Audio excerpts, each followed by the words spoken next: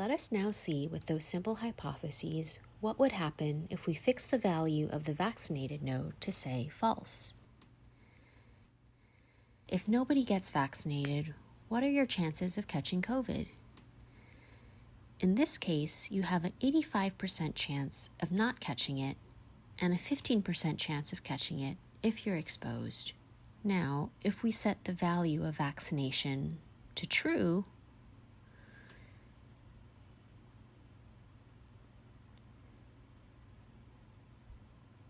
we see how this changes the outcome of getting COVID, for which the probability drops now to about 3%.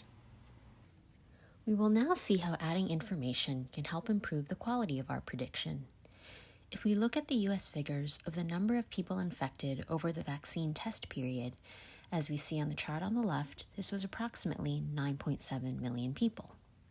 This gives you a chance of about 3% of catching COVID if you were in the US at that time.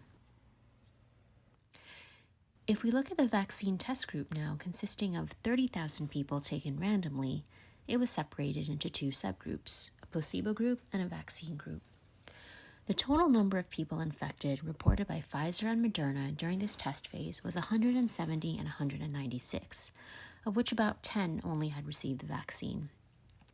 This gives you a chance of catching the virus if being vaccinated of 0.6%, and an efficacy based on the formula presented of 95%, which is consistent with what was reported. These numbers allow us to refine the conditional probabilities of catching the virus if vaccinated or not at 1.16% if vaccinated versus 0.06% if not vaccinated. We add the hypothesis that you are 5 times as likely to get exposed as to get infected as seen in the picture below. This allows us to update the marginal probabilities on exposure numbers. We get a probability of catching the virus if not vaccinated of 20%, a probability of exposure of 5.8%, and a probability of catching the virus if vaccinated dropping to 1%. Once again, we can update the graph parameters based on this added information. The probability of exposure based on the marginal calculated is now 6% versus 94% of not being exposed.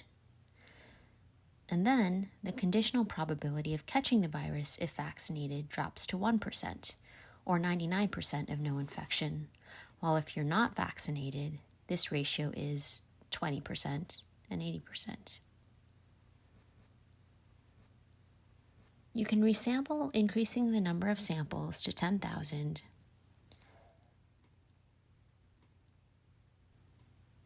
and then we get a probability of catching the virus overall. We can now test for the different groups to see if we can recover the same results as presented. If we set the vaccinated node to false, so no vaccination, and we sample, we get the probability of catching COVID of about 1.25% versus 1.16% if you remember.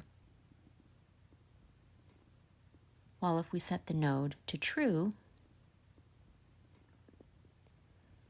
and then resample,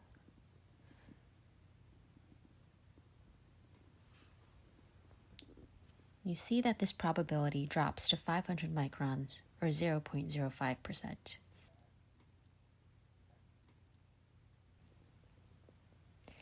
If we go back to the numbers that we had before, you see that we get pretty close to what is computed theoretically.